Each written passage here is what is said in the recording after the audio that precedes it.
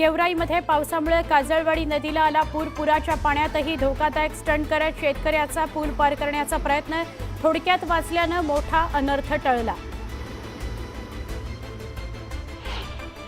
लातूरमध्ये मुसळधार पावसातही नागरिकांचा जीवघेणा प्रवास। पुलावरून पाणी वाहत असतानाही तिघांनी तारेवरची कसरत करत गाठलं दुसरं टोक।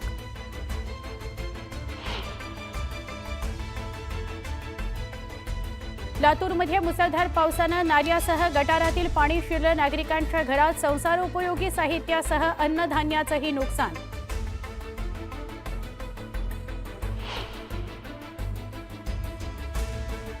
अहिल्यानगर जिल्ह्यात पावसाचा हाहाकार। गावांमध्ये पूरस्थिती निर्माण झाल्याने युवकांनी जीव धोक्यात घालून वाचवले नागरिकांचे प्राण। प्रशासनाच्या ढिसाळ कारभारामुळे स्थानिकांमध्ये नाराजी।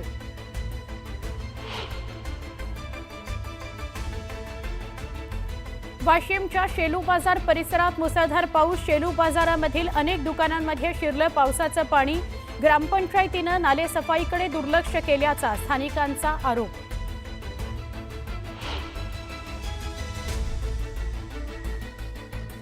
पहिल्याच पावसात अहिल्यानगर जिल्ह्यातील अंबित धरण झालं ओव्हरफ्लो। मुळा नदी ही प्रवाहित झाल्याने नागरिकांनी व्यक्त केला आनंद।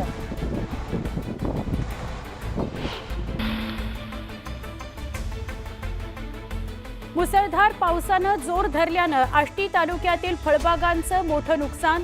फळबागांमध्ये गुडघाभर पाणी साचल्याने बागायतदारांचं नुकसान।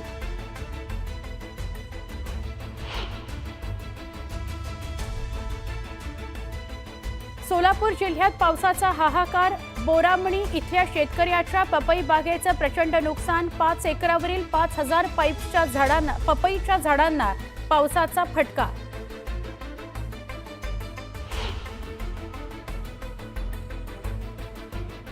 शिरूर तालुक्यातील मांडवगणमध्ये मुसळधार पावसाचा कहर।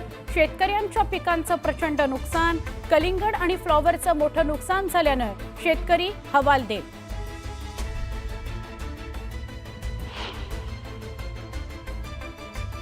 बीडच्या आष्टी तालुक्यात मुसळधार पावसाचा धुमाकूळ। धामण गावातील शेतकऱ्यांच्या केळीसह संत्रा बागेचं मोठ्या प्रमाणात नुकसान।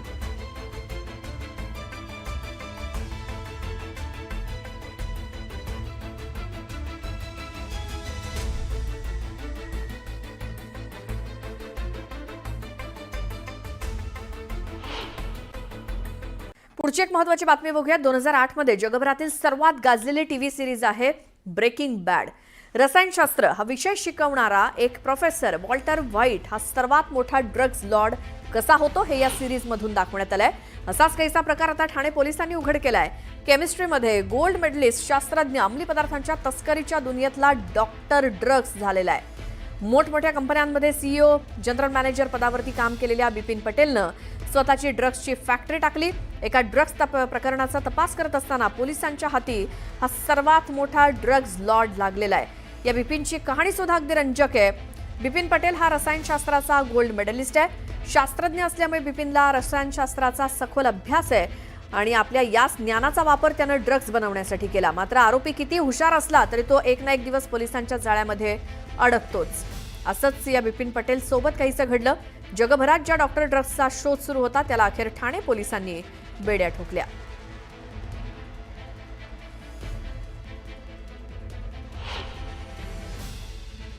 तर हा Bipin Patel chemistry gold medallist होता।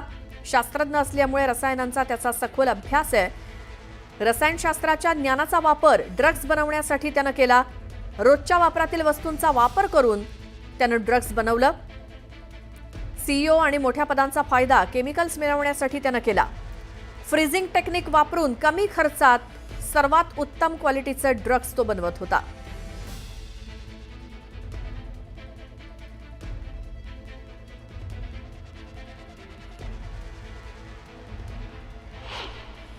मदतीनं गुन्हे शाखेच्या पथकानं तिथं कायदेशीर कारवाई केली, छापा कारवाई केली, ज्याच्यामध्ये एकूण 812 ग्रॅम MD त्या ठिकाणी मिळून आलं। 1,62,00,000 त्यामध्ये मोहम्मद युनुस हाशमी आणि बिपिन पटेल असे 2 आरोपी त्याच्यामध्ये अटक करण्यात आले। मोहम्मद करीमचं जे शॉप होतं त्या शॉपच्या मागच्या बाजूलाच एक मोठा गाळा होता आणि त्या गाळ्यामध्ये MD म्हणताना मोहम्मद कोयम आणि त्यासोबत अजून एक इसम आपल्याला मिळून आला. दोन्ही इसमांना आपण कारवाई करून पंचनामा कारवाई करून ते सर्व साहित्य जप्त केलं. त्यामध्ये MD बनवण्याकरता लागणारे जे रसायनं होते किंवा इतर जे साहित्य होतं ते सगळं आपण जप्त केलं. मोहम्मद कोयमकडे जे चौकशी केल्यानंतर त्यांनी सांगितलं की हे जे दुकान आहे ते स्वतःचं आहे आणि त्या दुकानाच्या मागेच तो हे MD बनवण्याचं काम करतो. तपासामध्ये मथुराची लिंक लागली होती, तिथून अयोध्येची लिंक लागली. अयोध्या येथे आमच्या तपास पथकाने युनुस हाशमी आणि बिपिन पटेल या 2 आरोपींना ताब्यात घेतलं. त्यांच्याकडे सखोल चौकशी केली असता बिपिन पटेल हा MSc केमिस्ट्री आहे आणि त्याने ड्रग मॅन्युफॅक्चरिंगचा कारखाना त्याने सुरू केला होता. बिपिन पटेल याच्याकडे अधिक चौकशी केली असता त्याच्याविरुद्ध 2 गुन्हे दाखल असल्याचे निष्पन्न झाले. एक UPमध्ये आणि दुसरा मध्य प्रदेशला. याच्यामध्ये इंटरस्टेट लिंकही दिसून येते. इंटरनॅशनल लिंकसुद्धा असल्याबाबत आम्हाला दाट संशय आहे आणि त्याच अनुषंगाने पुढील कारवाई करता DRIच्या त्याला ताब्यात दिलेला आहे. या संदर्भात अधिक माहिती घेऊयात आमचे प्रतिनिधी अजित मांढरे यांच्याकडनं. अजित, रसायनशास्त्रातला गोल्ड मेडलिस्ट हा बिपिन नावाचा व्यक्ती कधीपासून ड्रग्ज बनवत होता? हा जवळपास 2019 पासून ड्रग्ज बनत होता. मुळात हा आरोपी जो आहे हा पोलिसांच्या हाती लागला नसता. हा इतका शातीर होता आणि इतक्या म्हणजे हिडन पद्धतीने सगळे ड्रग्ज बनवायचा आणि स्वतःची ओळख लपवायचा की DRI NCB सारख्या ज्या एजन्सी आहेत त्या देखील गेली वर्षभर याचा शोध घेत होती. कारण का याने मध्य प्रदेश आणि गुजरात या 2 ठिकाणी काही ड्रग्ज बनवले होते. त्या फॅक्टरीवरती रेड केली होती. त्यामध्ये त्याचं नाव समोर आलं होतं पण तो पोलिसांच्या हाती लागला नव्हता. इथं देखील ठाणे पोलिसांच्या हाती तो लागला नसता. पण ज्या पद्धतीनं ठाणे पोलिसांनी जी मुंब्रा इथली जी ड्रग्सची केस फॉलो केली त्याच्या मुळापर्यंत जायचा प्रयत्न केला आणि मुळापर्यंत गेल्यानंतर कयूम हाशमी नावाच्या एका व्यक्तीचं नाव समोर आलं. याकरता साध्या विषयात म्हणजे कपडा खरेदी व्यापारी जे व्यापारी बनून ठाणे पोलीसचे अंमली पदार्थ विरोधी पथक जे आहे हे पथक त्या ठिकाणी थांबलं अहमदाबादमध्ये.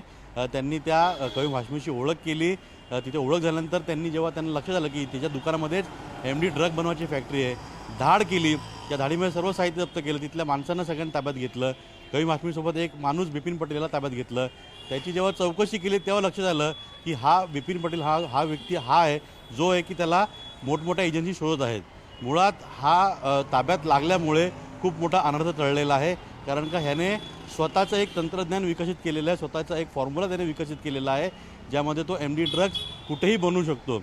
आणि त्यामुळे हा व्यक्ती किंवा याचा फॉर्म्युला जर कुठल्या मोठ्या ड्रग पेडलरच्या हातामध्ये किंवा रशियन माफिया आहेत, ड्रग माफिया आहेत, अमेरिकन ड्रग माफिया आहेत, चायनीज ड्रग माफिया आहेत, ह्यांच्या हातात जर लागला असता ह्याचा फॉर्म्युला आणि व्यक्ती तर अंमली पदार्थाच्या या सगळ्या काळ्या दुनियेमध्ये फार मोठी काळी क्रांती आली असते असं म्हटलं तरी वावगं नाही. कारण का अंमली पदार्थ बनवण्याकरता जंगलामध्ये बनावे लागतात, कुठेतरी सामान्य ठिकाणी जाऊन त्या अशा ठिकाणी बनावं लागतात जिथं सामान्य लोक नसतात, तिथं बनावं लागतात.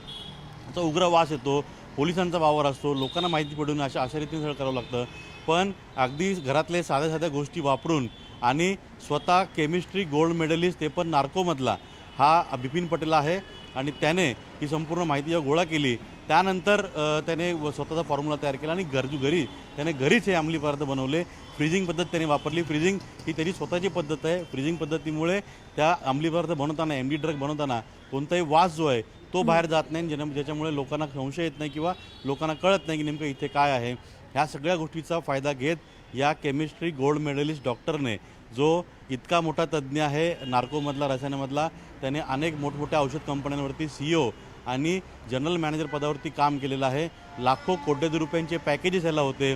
पण स्वतःचा व्यवसाय सुरू केला, त्या व्यवसायामध्ये याला कोट्यवधी रुपयांचं नुकसान झालं आणि ते नुकसान भरून काढण्याकरता हा ड्रग पेडलरांच्या नादी लागला आणि त्यातून हा या काळ्या दुनियेतील म्हणजे अंमली पदार्थ काळ्या दुनियेतील डॉक्टर ड्रग नावाने ओळखू जाऊ लागला. हा कोणाच्याच ताब्यात येत नव्हता किंवा याची माहिती, याचा फोटो कोणाला सापडत नव्हता. कारण हा इतक्या साध्या पद्धतीने आणि इतक्या गुप्त पद्धतीने सर्व काम करत होता की ह्याच्याबद्दल कोणाला माहिती नव्हतं. ज्यावेळेस पोलिसांनी याला पकडलं त्यावेळेस तो ज्या फॅक्टरीमध्ये काम करत होता किंवा ज्या फॅक्टरीमध्ये तो ड्रग्ज बनवत होते त्यांनी स्वतःची फॅक्टरी सेटअप केली होती. तिथं अगदी साधारण कामगारासारखा तो काम करत होता. त्यामुळे जरी रेड झाली तर साधारण कामगार म्हणून सोडून देतील अशा पद्धतीची सगळी मोडस ऑपरेंडी आणि ट्रेंडी जी आहे ती त्याने वापरली होती. पण ठाणे पोलिसांचे काही हुशार अधिकारी आहेत, जसे राहुल मस्के आहेत, निलेश मोरे आहेत, इतर दीपेश केणी नावाचे अधिकारी आहेत, अशा अनेक अधिकारी आहेत ज्यांनी तांत्रिकदृष्ट्या तपास करून त्याची जेव्हा चौकशी केली, सखोल चौकशी केली, त्यावेळेस हा तोच बिपिन पटेल आहे जो डॉक्टर ड्रग नावाने अंमली पदार्थ जी काळी दुनिया त्या काळ्या दुनियेमध्ये ओळखला जातो. याच्या पुढे जाऊन सागर गोस्वामी नावाचा एक इंटरनॅशनल ड्रग फायनान्सर जो आहे तो देखील या बिपिन पटेलच्या माध्यमातून ताब्यात मिळाला. त्याला देखील अटक करण्याला ठाणे पोलिसांना यश आलेलं आहे. कारण का आपण जर पाहिलं तर साधारणपणे सागर गोस्वामी हा जो आहे अहमदाबादमधल्या एका प्रकरणामध्ये त्याला 12 वर्ष शिक्षा लागली होती. तिथून पुढे तो या 12 वर्ष जी शिक्षा लागली होती त्यातून तो पॅरोलवरती बाहेर आला आणि फरार होता. आणि फरार झाल्यानंतर तो कोणाला ताब्यात येत नव्हता, कारण तो मोबाईल वापरत नव्हता, कोणाला घेऊन सोबत फिरत नव्हता. तो त्याला वाटेल तेव्हाच कॉन्टॅक्ट करायचा. आणि ह्या सगळ्या तांत्रिक गोष्टी ज्या आहेत त्याचा अभ्यास करून ठाणे पोलिसांनी सागर गोस्वामीला देखील अटक केलेली आहे. आता हे दोघं जे आहेत हे DRIच्या ताब्यात आहेत. डायरेक्टर रेव्हेन्यू इंटेलिजन्स जे आहे या मोठ्या केंद्रीय तपास यंत्रणेच्या ताब्यात आहेत. कारण का यामध्ये आता इंटरनॅशनल लिंक जे आहेत त्या देखील समोर येताना दिसत आहेत. अजित, धन्यवाद या सगळ्या सविस्तर माहितीसाठी.